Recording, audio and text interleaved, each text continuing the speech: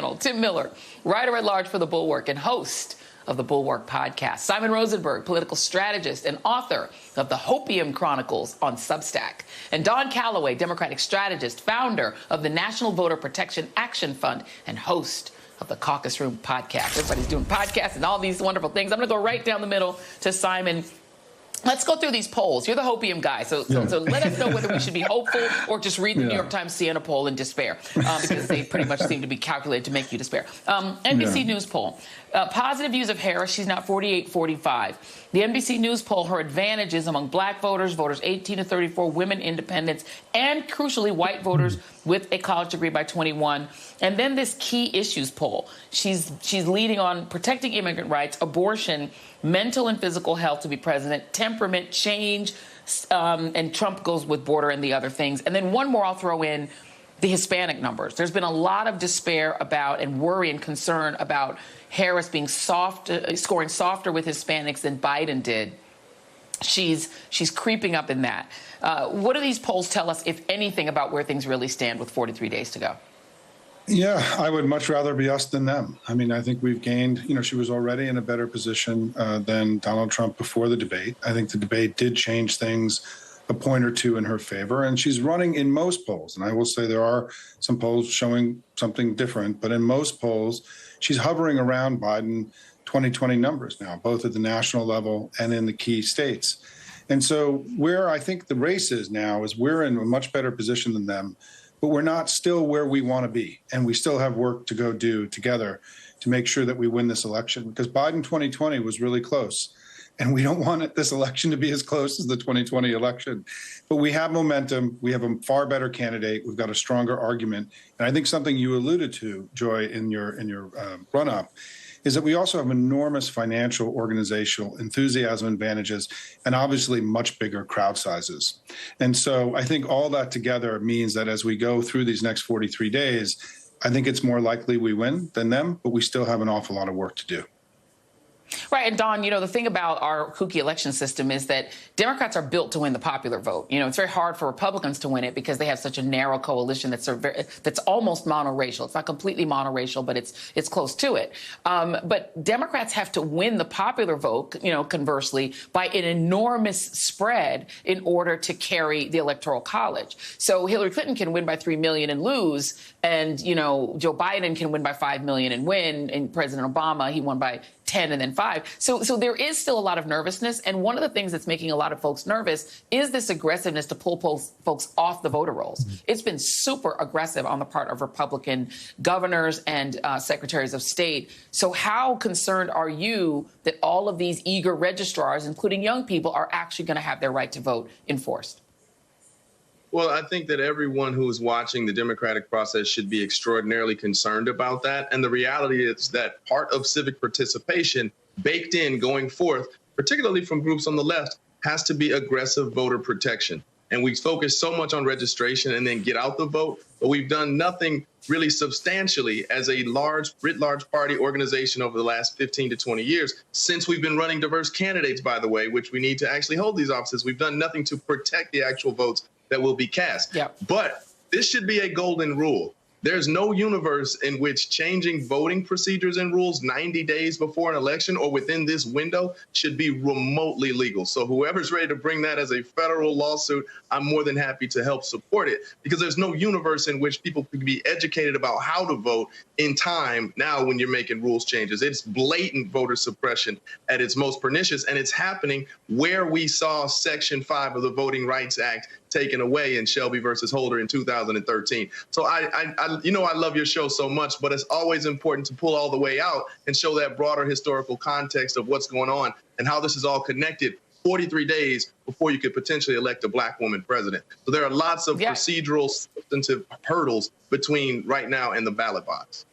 Amen, amen. And we appreciate it, because you're absolutely right. And Tim Miller, saying all that, there are a lot of headwinds facing Donald Trump. I mean, Lindsey Graham tried to get Kansas to get rid of their winner-take-all system and get rid of that one district that could be one electoral college vote. Biden won it. It's typically won by Democrats. That didn't work. There's essentially a no from a very key Republican who could stop that from happening. Obviously, the Mark Robinson hot mess that's happening in the state of North Carolina. And then there's this SAVE Act thing. They tried to push through this SAVE Act.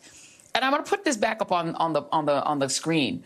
It would require proof of U.S. citizenship to register to vote. It would not allow a driver's license alone as proof. Most people don't have a passport in this country. Only about a third of Americans do. Would require some secondary documentation, like a original birth certificate with the same exact name. Tim Miller, J.D. Vance could not pass that test, that three-part test, because his name is not J.D. Vance. That's his nom de guerre. He made that name up.